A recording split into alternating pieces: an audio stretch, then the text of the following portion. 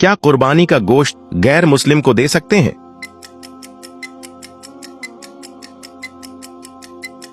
इसका जवाब है दे सकते हैं। क्यों दे सकते हैं, जरा सुने। एक बार की बात है, एक गांव में हसन नामी शख्स रहता था।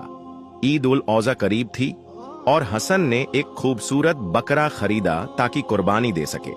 गांव में उसका एक पुराना गैर मुस्लिम दोस्त राजू भी रहता था, जो उसका हमसाया था।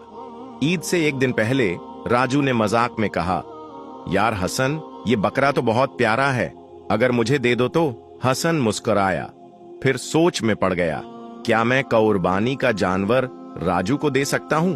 और अगर मैं राजू को बकरा ना दूं, मैं अपने हाथों से कुर्बानी करूं, तो क्या राजू को गोश्त दे सकता हूं? ये सवाल लेकर वो करीबी आलिम ए दीन हकीम सईद साहब के पास गया।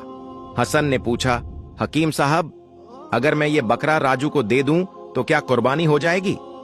हकीम साहब ने नरमी से जवाब दिया, बेटा, अगर तुम कुर्बानी की नीयत से ये बकरा खरीदो और ज़बह से पहले किसी गैर मुस्लिम को दे दो तो कुर्बानी अदा नहीं होगी, क्योंकि गैर मुस्लिम अल्लाह के नाम पर ज़बह नहीं करेगा और कुर्बानी का असल मकसद अल्लाह के नाम पर जानवर ज़बह करना है। हसन बोला, तो फिर कुर्बानी का गोश्त दे सकते हैं राजू को? हकीम साहब हंसे और कहने लगे, हाँ बेटा, ज़बह के बाद जब तुम कुर्बानी का गोश्त तकसीम करोगे तो तुम अपने गैर मुस्लिम हमसाए राजू को भी दे सकते हो। फ़क़ह ए हनफी में ये जायज है, बशर्ते कि वो हरबी यानी गैर मुस्लिम दुश्मन न हो। राजू तो तुम्हारा पड़ोसी है, जमी है या पुरअमन शहरी, उसे देना जायज है, बल्कि अच्छा अखलाक है।